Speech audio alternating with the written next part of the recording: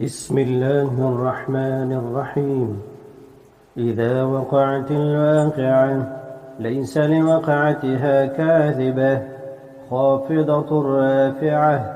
إذا رجت الأرض رجا وبست الجبال بسا فكانت هباء منبثا وكنتم أزواجا ثلاثة فأصحاب الميمنة ما أصحاب الميمنة وأصحاب المشأمة ما أصحاب المشأمة.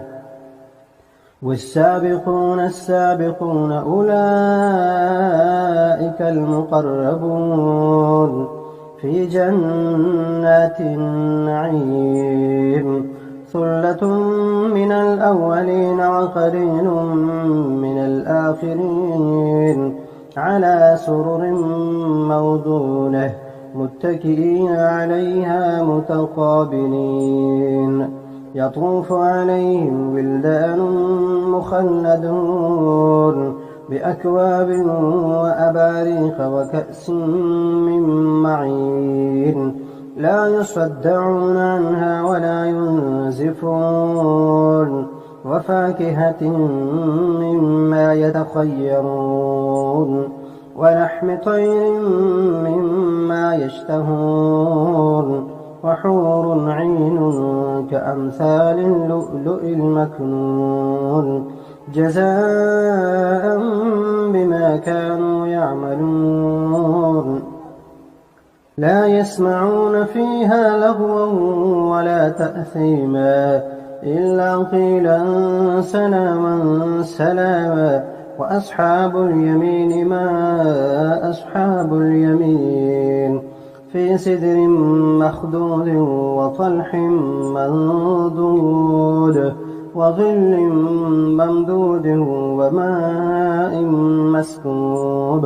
وفاكهة كثيرة لا مقطوعة ولا ممنوعة وفرش مرفوعة.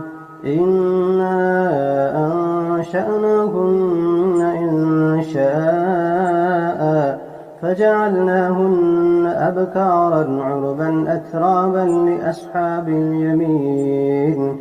ثلة من الأولين وثلة من الآخرين.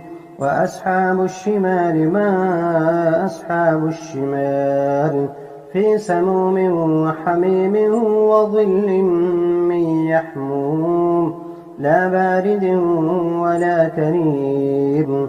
إنهم كانوا قبل ذلك مترفين وكانوا يصرون على الحنث العظيم. وكانوا يقولون أئذا متنا وكنا ترابا وعظاما أئنا لمبعوثون أوآباؤنا الأولون قل إن الأولين والآخرين لمجموعون إلى ميقات يوم معلوم.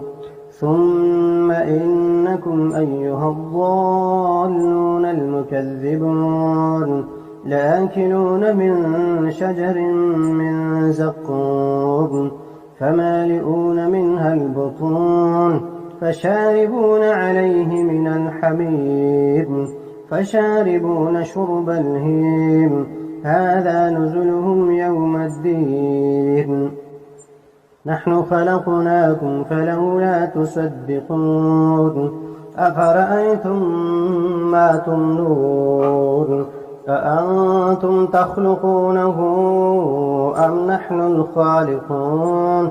نحن قدرنا بينكم الموت وما نحن بمسبوقين على أن نبدل أمثالكم وننشئكم فيما لا تعلمون.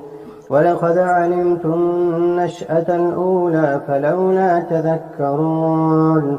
أفرأيتم ما تحرثون أأنتم تزرعونه أم نحن الزارعون. لو نشاء لجعلناه حطاما فظلتم تفكهون.